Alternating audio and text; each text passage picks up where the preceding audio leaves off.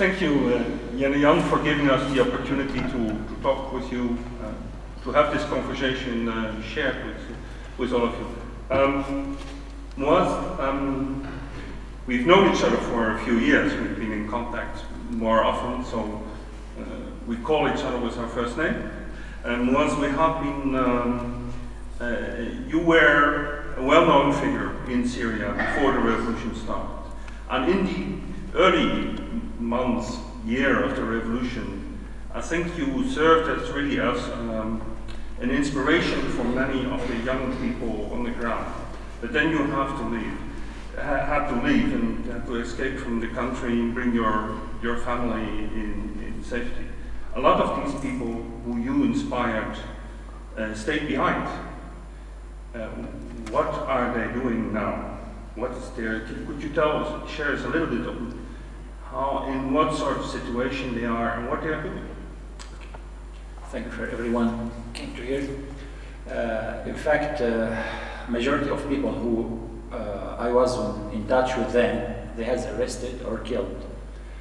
Because I believe myself in peace struggle against dictatorial regimes, and we started this civil movement. The regime, of course, faced that in a very hard way. The majority of people really has arrested or has killed. Just a few has run away, escaped from the country. Many still inside under very hard circumstances, and some of them has followed the military struggle. So some of them took up arms. Yes, sure. When some people have very hard circumstances and not have any window to continue, no one can accept what's going on. Now, I think in the images we see here in the West, we normally see the people in arms or the people who escaped from the country. In the early months, there was a lot of non-violent activism. Is that still there? Are these people still around? In fact, the media can't transfer everything that goes in Syria. Till now, all the small towns or some areas in the big towns, they have full and complete civilian life, even under the containers which rocketed by the aircrafts, because Syrians they, must organize their life. Even some small villages in the north of Syria, they created small groups for traffic police or to organize traffic. People work very, very hard, many schools under the rockets. The education operation is still in very hard circumstances without enough support of books or teachers or finance sources, but people work. East of Damascus, for example, it's full of planets, and people there, they use this land to stay alive and do all kinds of civilian works, all kinds, even producing electricity. So there is a lot of still resilience of people to create their own life. Yes. Sure, they keep going in their societies. Yeah. And is there anything that we can contribute to that from here? I think you can support many sides. For example, I don't know how I explain it. Many people, thousands of people, paid their life just to carry some medicine materials from a place to place. There is hundreds of hospitals. It's working in very secret way underground to save the life of people. Many people pay their life because they transfer some injections or some simple things. Supporting these groups is very, very important. There is something I talked with many countries about it, to give some scholarships, not just for medicine, it's a small side, for psychologists, because we face unbelievable situation. Imagine if there's a child saw his father under slaughter, or his mother or his sister under abuse, or there is so crazy situations. There's area southwest of Damascus. Most of children under 10 years, they can't control themselves to go to toilet from frightened. very huge numbers. All kinds of support is required. Of course, heavy instruments to save people when very big buildings collapse over them. You need to take them out. Everything, it's even engines to produce electricity, everything, blankets. Many people, many children has passed away just from cold. For that, the help is open without any limits. I think you were often mainly speaking about the suffering that's done to the people by the regime, by the army. I think here we very often get an image that the situation in the liberated areas where actually this Islamic state in Iraq and Syria, this radical jihadist group is active, might even be worse than in Damascus. Is that a reality? Could you share more on that? In fact, the media itself concentrate about some points and forget some points. I told a conference for Friends of Syria once, you are interesting about the toll of beard of some fighters more than the blood of children. Of course, in all the military struggle, in all the world, there is some radical people. But I will say with absolute proofs, because I was in touch with that.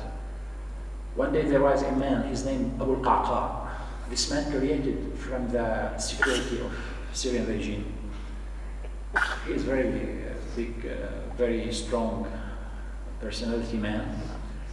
He started to give lessons, give speeches in the mosques. Then he gathered many young people and took them to Iraq and told them, we are Al-Qaeda and we want to destroy this disbeliever regime. He is related to the regime 100%. He went to Afghanistan for a few days just to register in his record that he was in jihad in Afghanistan. Then he gathered many, many people. In Damascus itself, he betrayed us with 50 young men. And he sent them for training. In Iraq, they discovered his reality.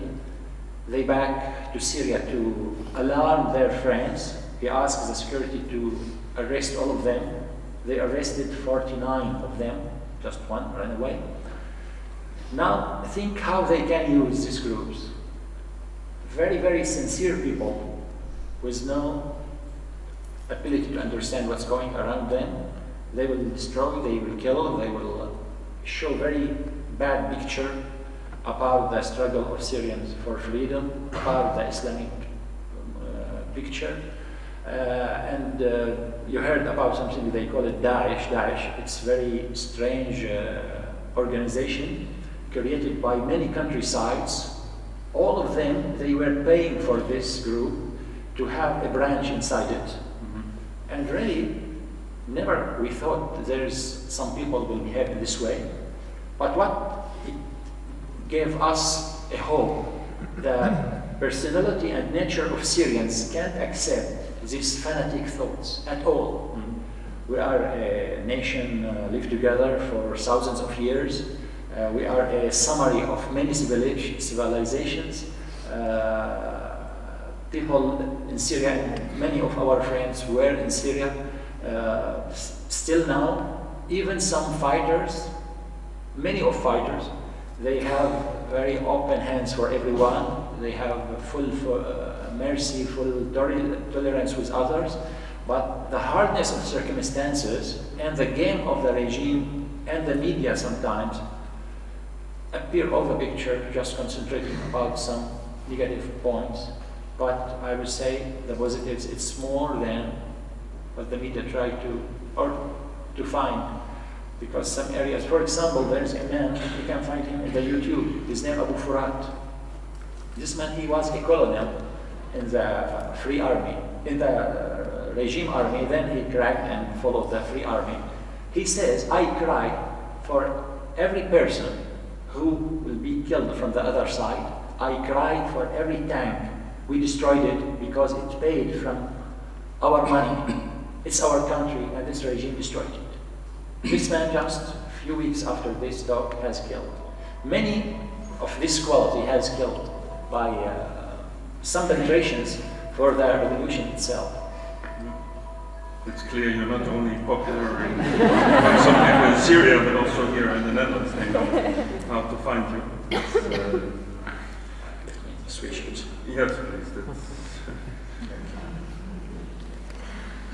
Still, they will find a way to get in.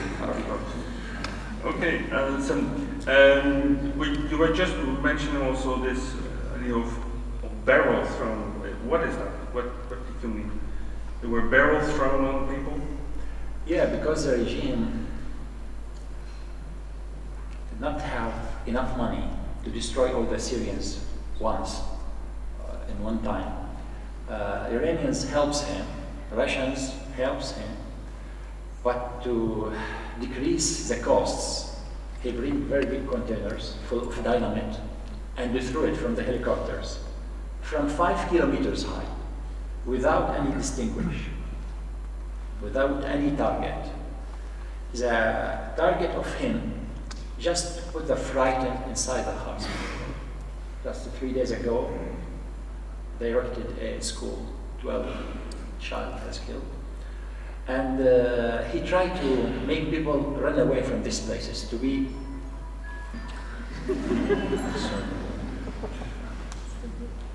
how they close it? Because I closed it twice, but for that he used this cheap way to destroy what he can destroy. Yeah. But is it, I mean, this is very indirect terror. This is not, it has no clear target to be. Is that, what's the effect of it to people?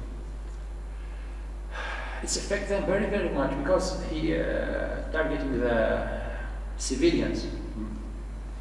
Before a couple of months, in 1 month, he attacked 82 bakery shop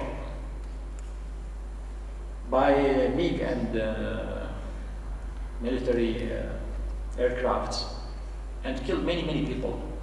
The aim of that, the target of that, to make the life it's impossible in these places. And he succeeded in many places, but there is some very, very great people. For example, in the west of Damascus, there is a place, it's named Daraa, just 3 kilometers from Republic Palace. People still till now have their hospitals, have their schools, have their ability to stand up. They defend the Republic Guards. They face containers every day. And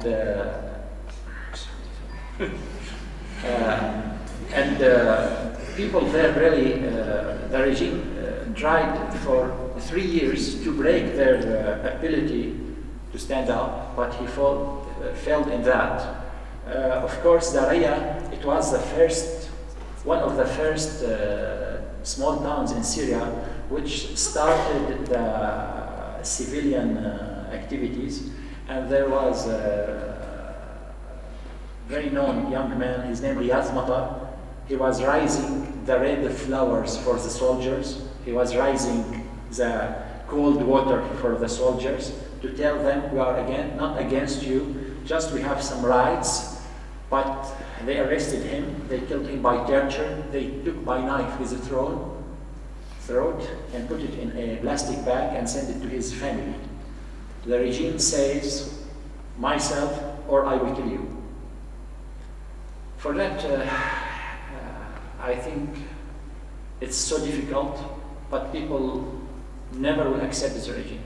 Whatever will happen, even if he can have the victory, it will be as appearance, but deeply people will not accept to live as slaves between the hands of this regime.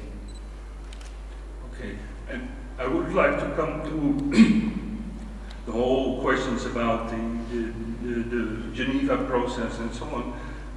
But first, I'd like to take some questions from the audience. Really, in this round thinking to focus really on what's happening on the ground in Syria itself. And it's questions about the peace process, the negotiations. I think that's for a second round. My idea is to take about 3 questions at a time and then give Mouaz the possibility to answer. I see first hand there, completely in the back. And again, questions. Hello, thank you for calling. Oh, sorry. I'm Elsa. I have been to Turkey last year in summer to Antakya, and I've seen the refugee camps in Al-Assad. And my question is, how will the refugees who flee from Syria ever return safe to their own country, or will they stay in the refugee camps and stay in the countries they flee to? So we take 2 more questions. Go ahead. I make it difficult with this one right against the front here. And do we have another one now? Yeah. Okay. So we first start with.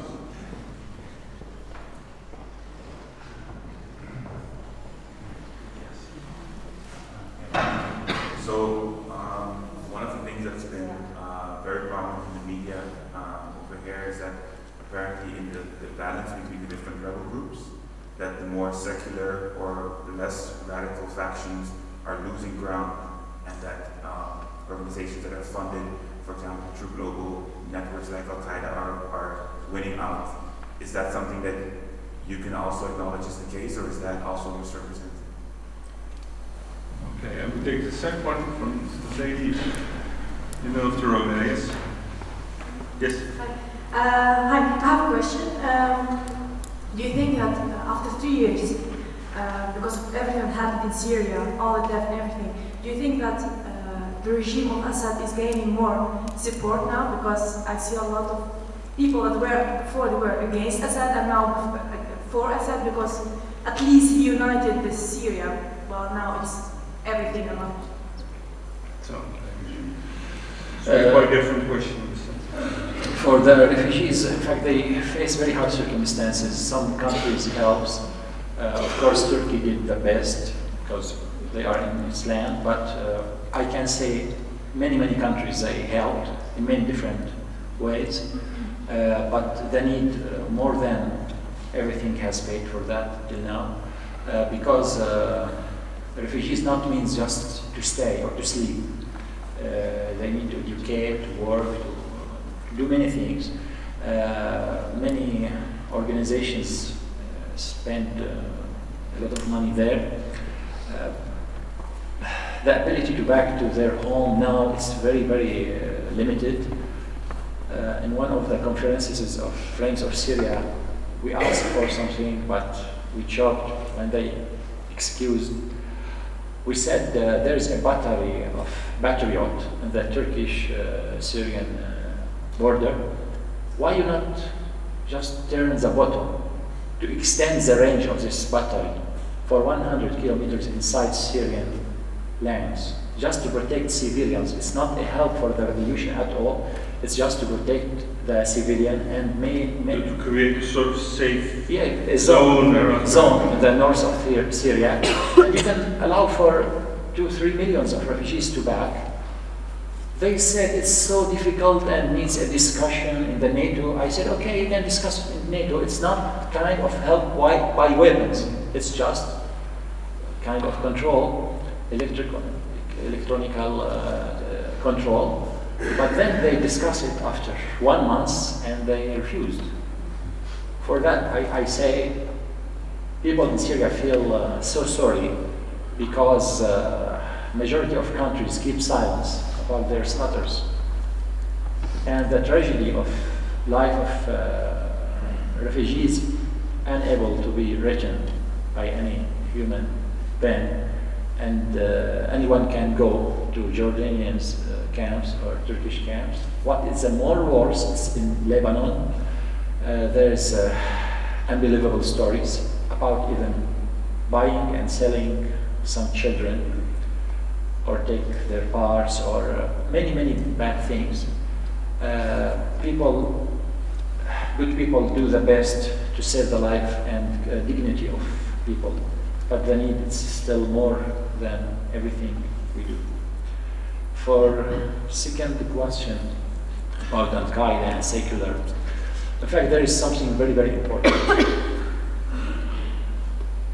Of course, majority of you are Dutch. One day, I was in Leiden. I booked in a hotel, but they told me, yes, I booked in a hotel, but I surprised because there was so big noise there in the square. I said, why?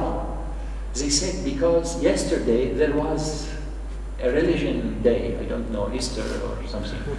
I said, okay.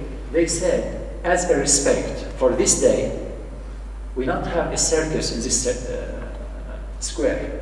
We changed there was a big celebrations, yeah? But to not cause noise in that day, they changed to other day. You understand me? Okay. My luck it was, I booked in the other day because I thought it will be off from noise. I said, why? It's kind of respect for the church or for the religion. Although people have many different opinions about belief. Now I will say, people in Syria are religious people, not as fanatic. Means they are Muslims. As people in France are Christians, as people in China are Buddhists in their roots. But by the media of the regime, he appeared, everyone against him, he is heretical, which is not true, absolutely. The normal people, I will call them, they are the majority. And they do the best.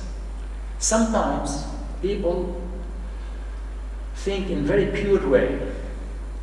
In these hard circumstances, some people maybe will behave in an acceptable way, but it not means it's the stand of all the revolution. And many people who they are in touch, they will know that. At the beginning, it was more easy for the journalists to go inside Syrian lands. Now it's more difficult.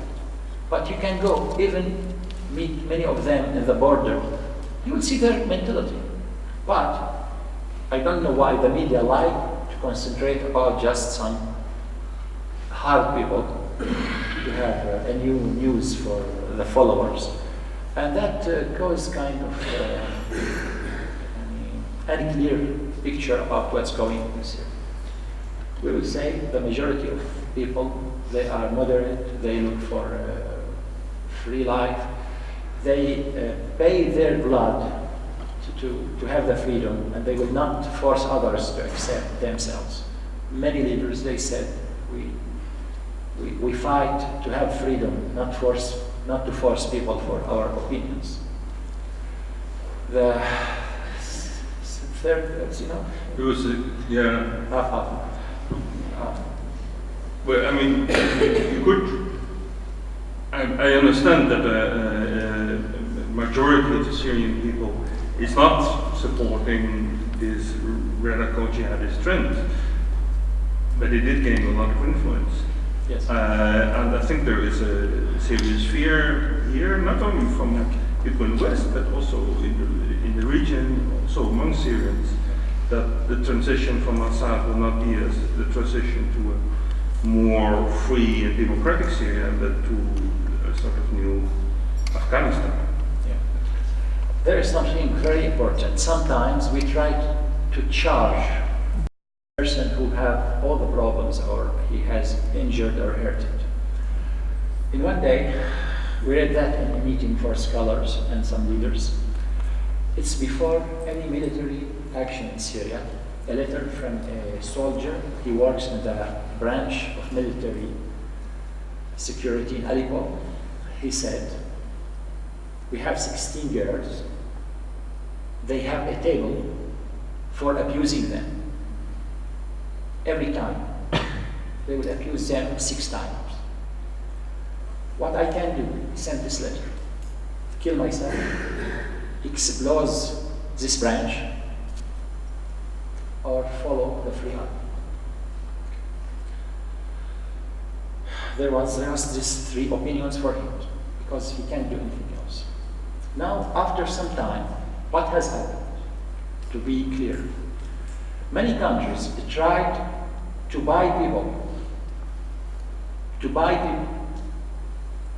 I know some leaders, they were eating the leaves of trees. And in some hard circumstances, people will go towards who? In these hard circumstances, people not analyze so deep what's going there. Just ask about the results. You must understand the hardness of life there and what the regime do. And that cause, I would talk more frankly. You see, majority of countries, they see our nation after kill and slaughters for 3 years and not do any enough work. One of the big foreign ministers, he said, what we can do more. I said, what you did in Mali, just in a few days, you changed everything. You passed for National Security Council and you decided to finish the problem. But in Syria, you like the blood of Syrian to flow out. Why? Then you say there is some radicals. Of course, many radicals will come by this way. Why? When people, for example, in Iraq, listen to the lies of Mr. Bush talking about nuclear weapons, for 10 years, 1 million child has passed away from this historical leader. What people can do? We are sorry for everything bad. But people, what they can do? Ourselves, we can see the television. How the people who they are under these circumstances. Don't talk about radicals. Talk about radicals countries who kills the nations and cause all the problems between the nations. This is the main problem. Of course, we are not radicals. And our nature as Syrians refuse radicality thoughts. And the proof for that, this bad organization which called Daesh, who collapsed it? Syrians themselves, because they not accept their radical and fanatic thoughts and their bad understanding for Islam. For that I say, the problem must be analyzed well to know how we must deal with that, not just to follow what some media says or some liars of politicians, international politicians. Syrians under killed for 3 years. There was a question of the lady over there, the idea that there were quite a few people who supported the revolution in the beginning and now actually backing Assad in order to keep the country together. In fact, the regime works in a clever way. Many people who they are against the regime, now they start to feel frightened, and myself one of them. Why? Because the regime tried to burn all the land, and they start to think about the destroy of country, its existence danger. And many says, let us accept what's going now, better than lose all of Syria. I share them in some points. For that, we worked very hard for that. And we has offered the regime himself many opinions, many initiatives, but he refused. And he looked down for that. For example, we said, in very high objectivity, half of Syrians want him, half of Syrians dislike him. What that means? He is the main factor for problems. Okay, let him leave. My target not to follow him, to kill him. My target to save the country. Let him leave with 500, 300, 1,000 of his followers, with their families. I can't give guarantees, not my due authority. It's for people who has killed. Let him leave. And we're not asking to have the power between the hands of opposition. We said, freely, give all of your authority for a government created by you by you to not allow for the country to be collapsed. But sorry to say, this man and his crazy followers look to themselves as gods. And their existence is not able to any discussion. This is the main problem. For that, many of the people, they start to think, do we accept what's going now and to not have more hard circumstances later? I would say yes, but this man must leave because he is the main responsible of destroying all of our country. He is the main responsible for all the blood. He came without any qualified levels to control these people, and he found the way, and by advices of his close friends, to destroy with surrounding people and not allow. I will tell you something, it's not secret. When there was fighting in Afghanistan, US allowed for the jihadists there to have stingers, to make all the aircrafts fall down. It's not allowed for Syrian revolutionaries to have any stingers. Why? You must ask people, not ask me. There's something very dangerous goes there, and many countries share in that.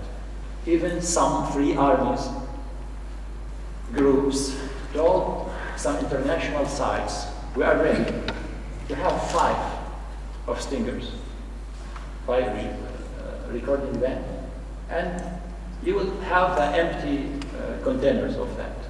They has exploded. There is something more danger than what we see. Now there is this Geneva process.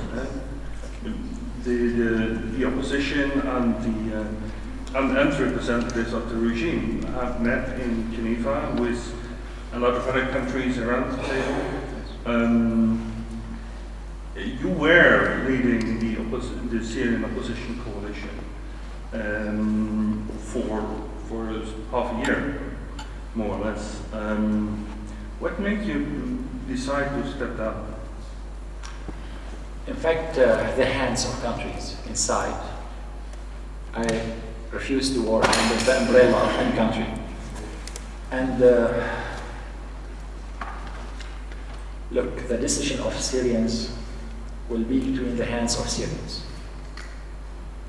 We refuse any country to put its hand as decision. We can share, we can listen to advices, but we will not accept any high hand of any country to lead our country as they do. There was many hands, and that destroyed our work and affected our decisions. For that, I will not lie for my people. I will say I can't lead in this situation. I will not give you false impression. Let the coalition back to its real picture.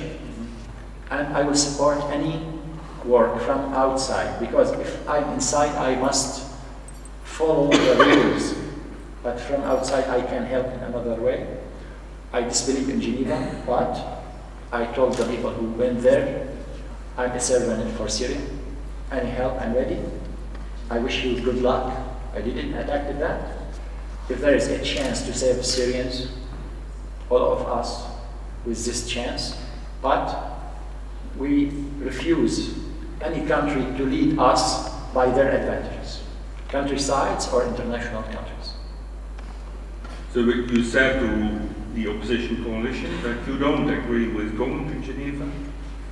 By their circumstances. But when they decided to do it, you yes. So how are they doing that? How is the... Let us wait a little, because you can see all the fruits directly. They have a meeting after 2 days. And the main weak point, we decided before, there's no negotiation without 3 circumstances. Releasing the women and children. We have more than 7,000 of women and hundreds of children. Stop rocketing the places by these containers.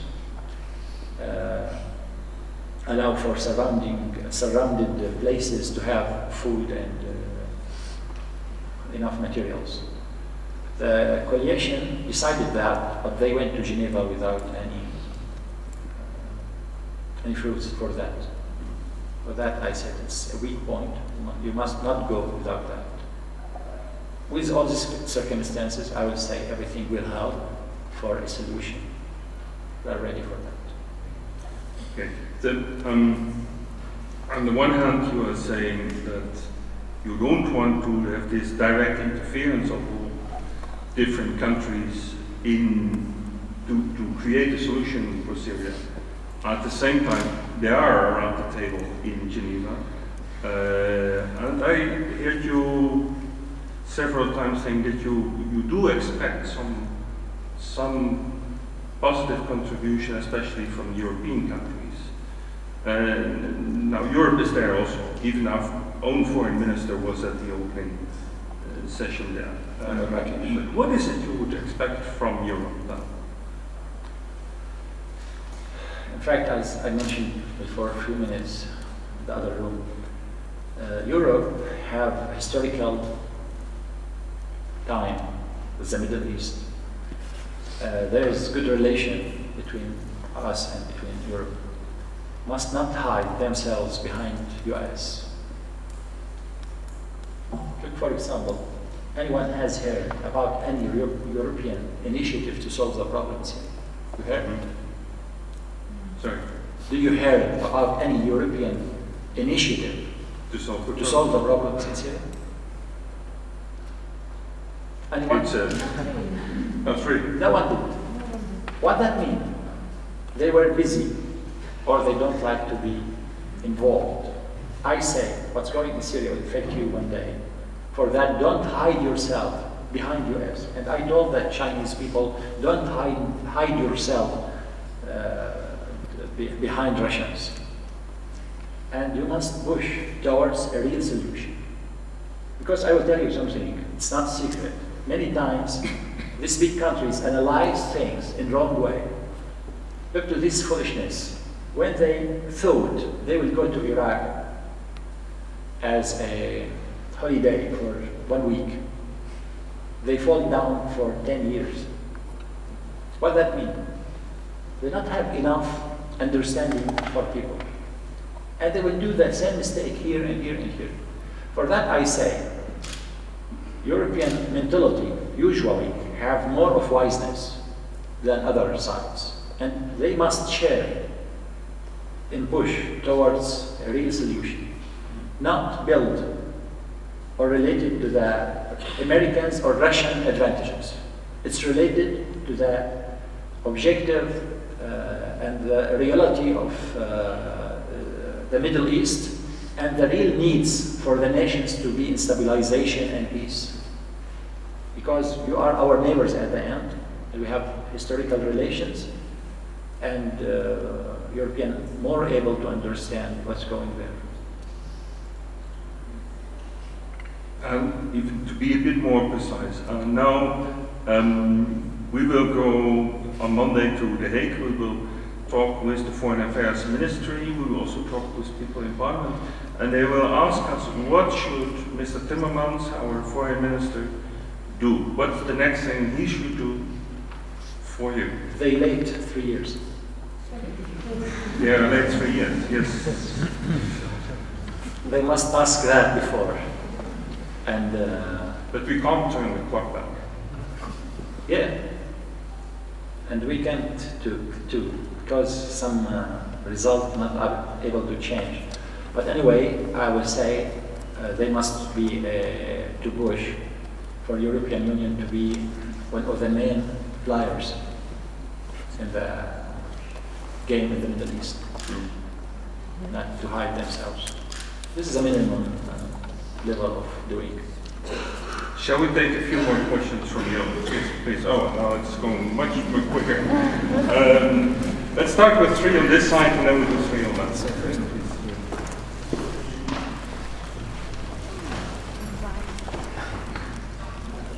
Ja, sorry dat ik in het Arabisch ga stellen, misschien Mouaz gaat verstaan. سؤالي ما هو برأيكم الحل ليس المثالي وإنما الممكن؟ شكرا. Could you say quickly what he said? What is a practical solution? Okay. We take a few more here. It was when you want the okay. Now it's not very good. Hello, I'm John Lieber. Nice to meet you. I would like to know, isn't the current problem with the situation in Syria that it turned from a revolution, it turned into a civil war, and now it's turned into a sectarian conflict. And you have Russia, you have Saudi Arabia countries, you have Hezbollah, and it's turning into one big bomb, the whole situation. Yes, thank you. The third one from there, yes? Yes, sir, from Aleppo. I have two questions for you, actually. First, I was reading the news a couple days ago, and I read, like, in Haaretz magazine, that it mentioned U.S. doesn't care about the situation in Syria as long as it doesn't affect, like, the national security of Israel. As a previous leader for, like, Syrian National Coalition, did you feel that? Like, do you feel like the other countries talking, like, other, like, Western countries mentioning Israel, like, for us, like, as a kind of solution, like, if we need to find a solution for the Syrian people, okay, we have, like, to give, like, something to Israel or something. And the second question for you, it's not kind of question, it's kind of probably comments. I mean, you mentioned, like, Assad probably, like, we let him go with, like, 500 people after that, but do you think, like, after, like, according to United Nations, he killed, like, more than 100 people, 100,000. According to Syrian organization, he killed more than 250,000 people. I mean, do you think, like, these people will accept, like, the Assad regime to leave alone by themselves? Let me go at least, like, to international, like, courts, criminal courts? Thank you. Yeah, we take these three questions first, and we come back. But I think there are a lot of questions, so maybe it's good to try to be brief. Okay. Many we can share it together. What is a practical solution?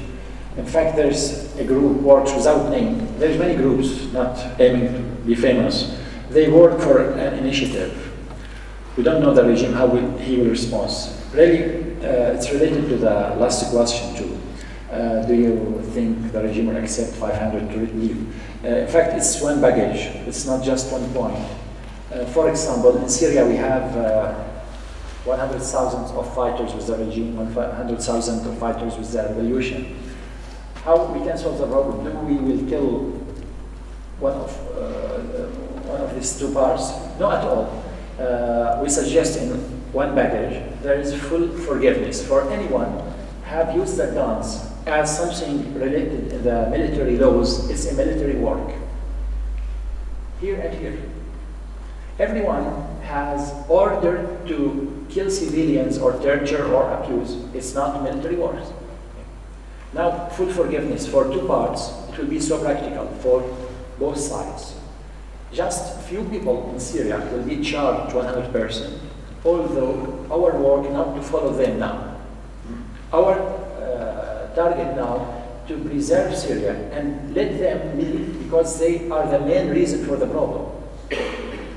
The transition, the justice will follow them because people will think to have their rights by their hands, it will be so difficult for everyone.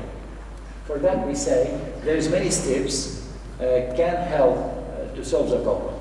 And this is it's available in the net about the second initiative as offered in May, I think. There is, for example, every place, every province must live by 5 people from the place itself. That will give more of comfort and safe for people.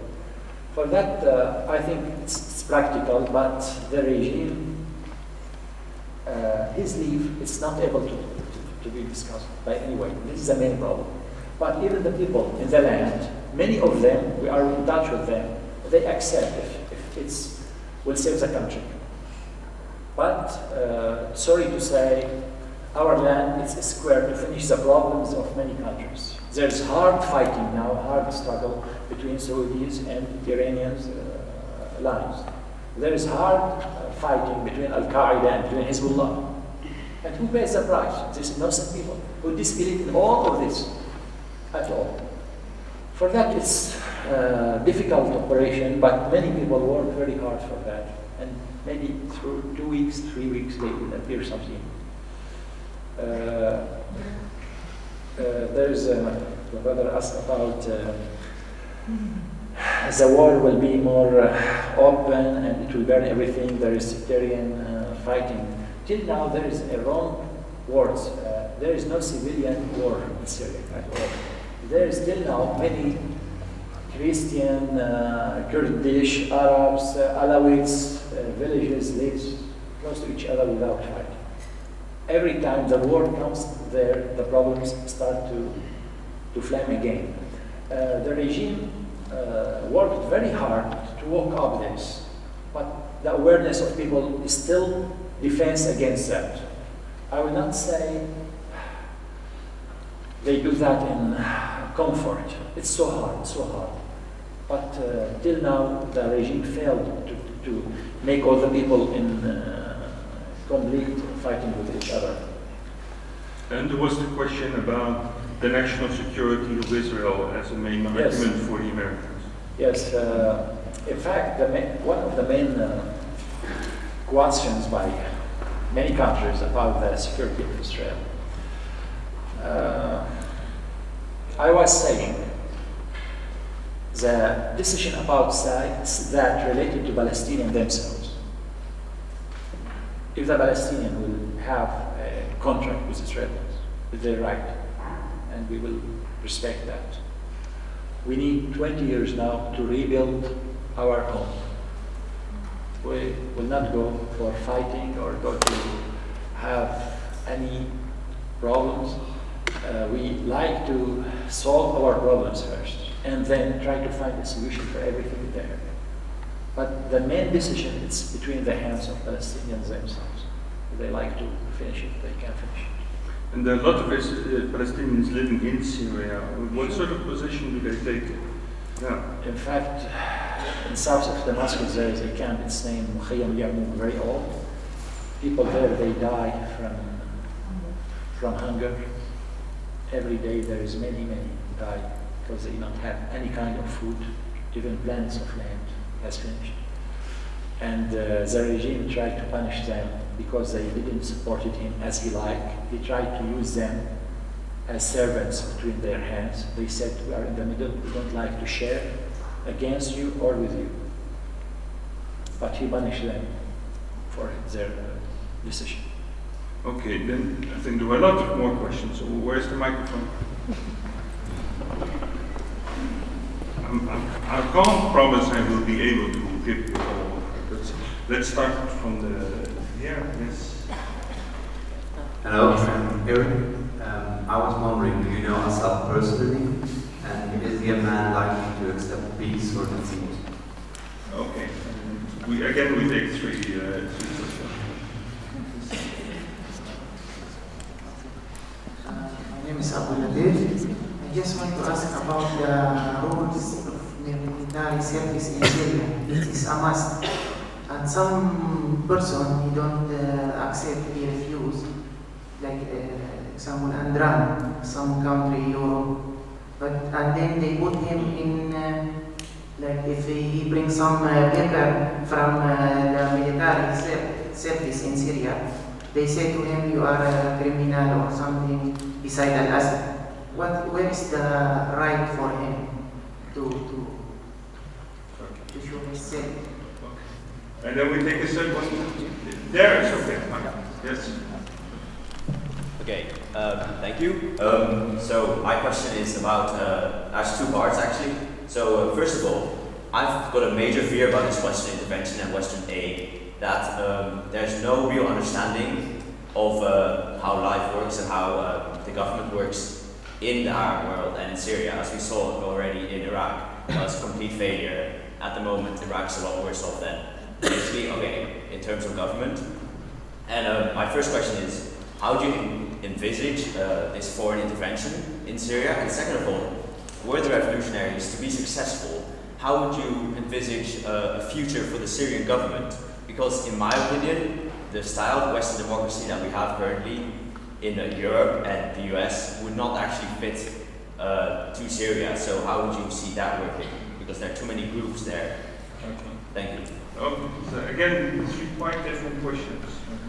Do you know Assad? Do I met him? Why you like to know that? You don't like to meet him.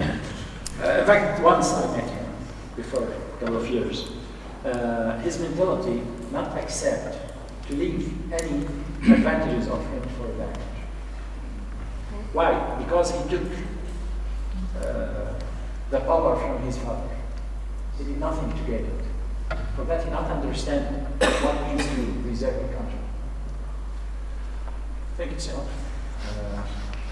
There is a brother asks about some people who they were working with the regime. I think you need a lawyer for that, especially if someone lives in Holland. But we said many times, there is some real criminals, but you can't charge everyone has worked with the regime. And I mentioned now, for example, if my brother is an officer in the army of the regime, and he can't crack, what he can do? I will charge him. For that we say, everyone, he didn't do some direct bad actions, he is not have the guilty of others by any way, as religion side, as law side, as social side. And we called many times, that happened before more than 1 year. I asked people who they are inside the regime itself and can't crack, or can crack but they will leave a big holes inside the civilian system to not leave the matrix or the government itself, because can help people. We're not wanting to collapse our country. The government itself has built the efforts of Syrians, not created by al-Assad family. For that we need everyone works, and personally I know some very important officers in the army, and they wait for one day to serve people. The future of Syria with this democracy and many groups and to be honest, the situation is so complicated, and many groups now, look, if you will stay without any water for 10 days, and then you will find a well or some containers of water, maybe you will have it in wrong way. And I would say a margin of wrong things maybe can happen. But that happened in everywhere. We try to defend for that, we try to gather people, we try to build some shared thoughts to take away these parts of problems between the groups. What is suitable for some countries may be not suitable for other countries. For example, many people, they said, after the change we will start to build our own political parties. I said, my opinion is, no any political parties after collapsing the regime. Why? We need the civilian struggle to rebuild our country. Let us build the country, then create these political parties. I mean, it's kind of a long operation, and there is many groups now that try to be close to each other. The last 4-6 months, it was more important than other previous time, because people start to feel frightened more deep for their country. They not ask for critical requirements now. They put general targets to finish this dictatorial situation, to have the liberty of country, to ask for justice, to offer freedom. The details will come later. There is something more important than any details now. Okay, and it's Sorry, still my reply is not enough. Tell me, I will try to explain more. I think we always want to hear more on how you envisage the business and how well... because some subject is so long and related to many factors. And I understand it's not easy to give a sort of blueprint on how Syria it should look like. No. I think there are still a lot of questions, and we just take the opportunities. So there is maybe over there and someone over there, and that one. We take those three.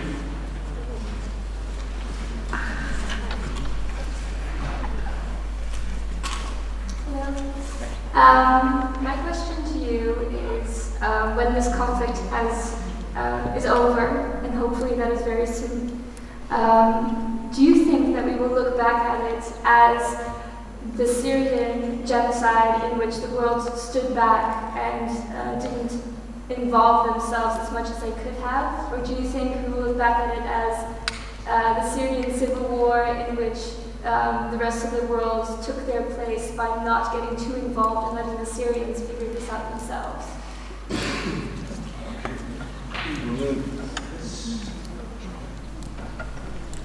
My name is Hassan Sheikh Ahmed. I don't want to ask him anything, but I want thanks for you, but in Arabic please, because there is message from somebody live here in Netherlands. أستاذ أنا ما بدي أسألك أي سؤال. أنا تحملت أماني من بعض الأشخاص المقيمين هون ومن مدينتي، أنا من محافظتي بمدينة سراقب.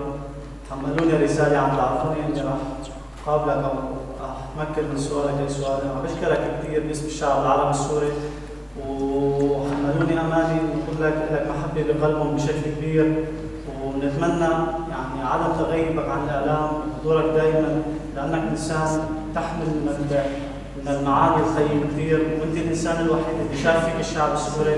وأنا نيابة عن أهل مدينتي ومحافظة إدلب يعني بشكرك كثير، أنت إنسان صادق ومواقفك كلها كانت يعني مجردة بصراحة. Thank you very much. This was not a question. It's the beginning. Yeah. Yes, sir.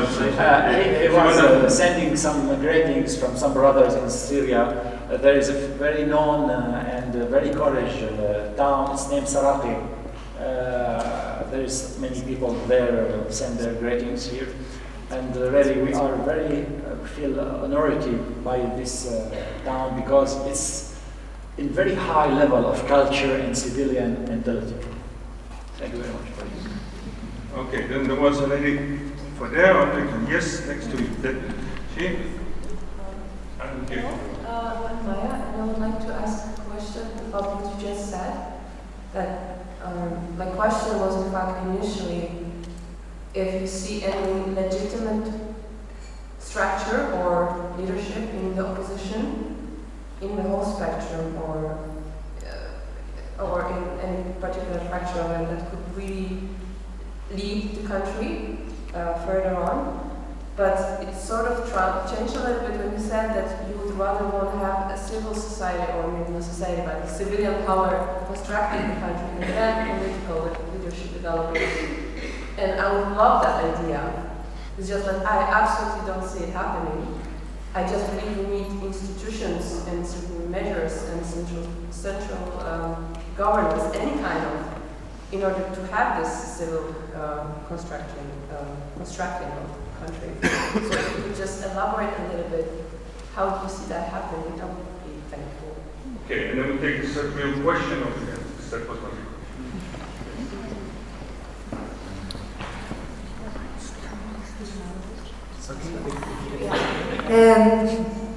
أنا نجد الشاعر. أحب أعرف منك شو رأيك بالنسبة لحكم الذات المعفرين؟ شو رأيك بالنسبة لوضع الكرد في سوريا؟ This question, yes. This was this question about the personal government in Afrin, one of the areas of Syria. The majority are Kurdish people, and what is your opinion about that? First, about Syria, how it will be. In fact, there's many options, but we push towards unity of Syria because it's so important. Some groups try to just look to their advantages, but I say the majority of Syrians, they look for unity of Syria. No one knows exactly it will go to where. No one knows, because Syria really is a battle between many countries. This is our main problem. There's a huge explanation about that, but I would say we need just some time, if the regime will not hurt Syria more, to find a solution, and people will find a solution. I will tell you something historical. When the French occupation, it was before less than 100 years, 80, 70 years, he split Syria to 5 countries. And all the people went to the streets and demonstrated against that, and they united Syria again. And we believe in Syria still till now. It's difficult to say, but we wish that. Is a position in this fraction able to control Syria? I would say, of course, some people in the coalition say yes. I would say we call all the sincere people to be one hand to control Syria. All the sincere people. Although the people who they are work under the umbrella of regime. Because no one can face the challenges after. And for myself and some groups, we are not working to have positions or political followers. We need the country just to stand up. That's all. And with this vision, we say yes, the change, it's good, and the ability to really offer the good government, it's able to happen. And I will tell you about something, for example, one of the groups, its name, the ex-employed people in the government. This small organization have about 500 of cracked people from all the high levels. One of them is a previous Prime Minister, Dr. Riyad Hijab. He's one of our group. And those people alone, they can fill and create a government.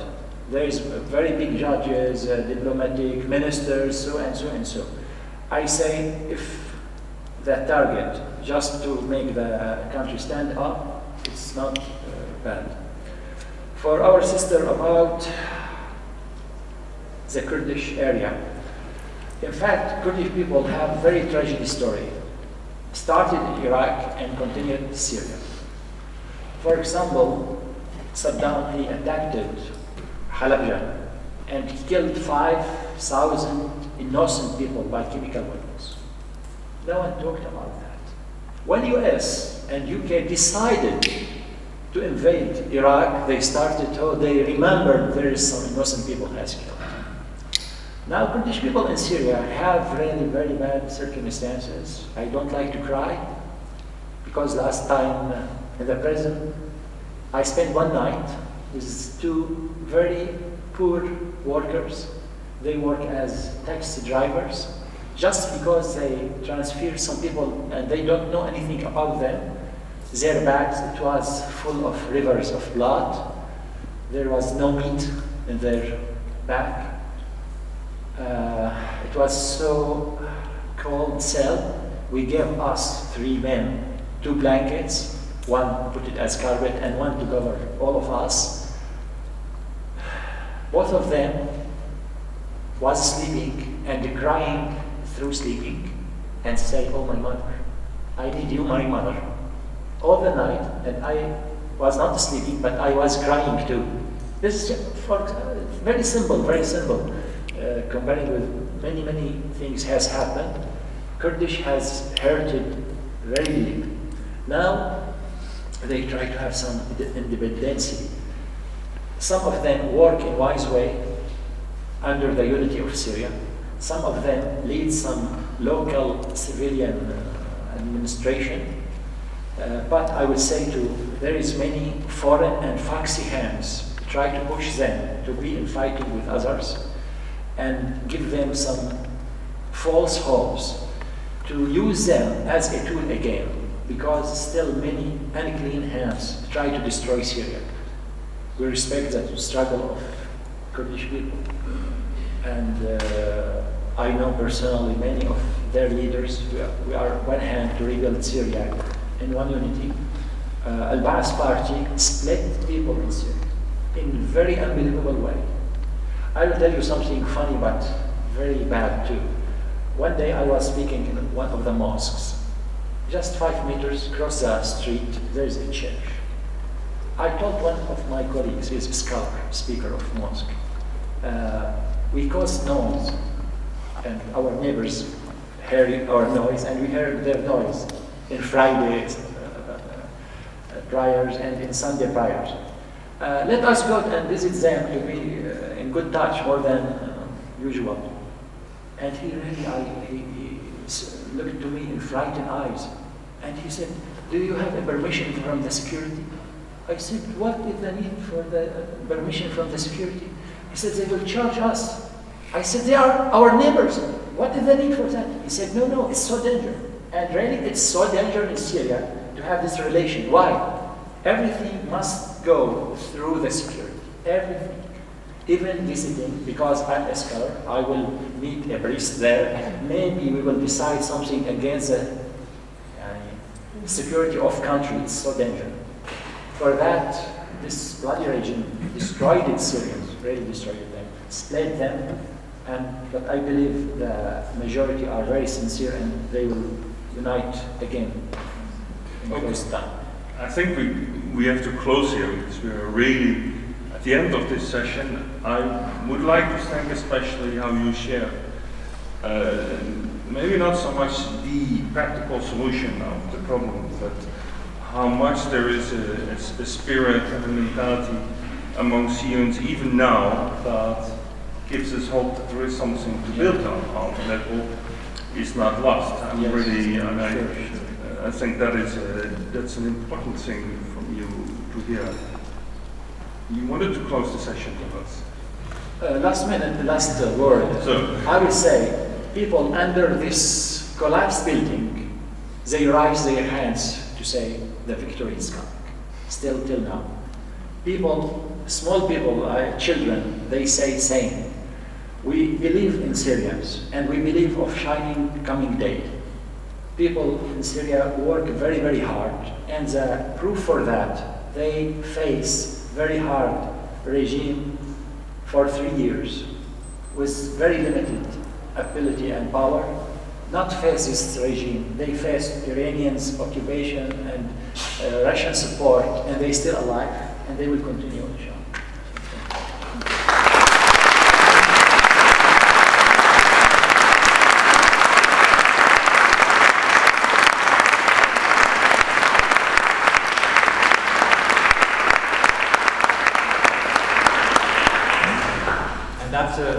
That brings us to the end of the session. Unfortunately, I think time flew by, at least that was my experience.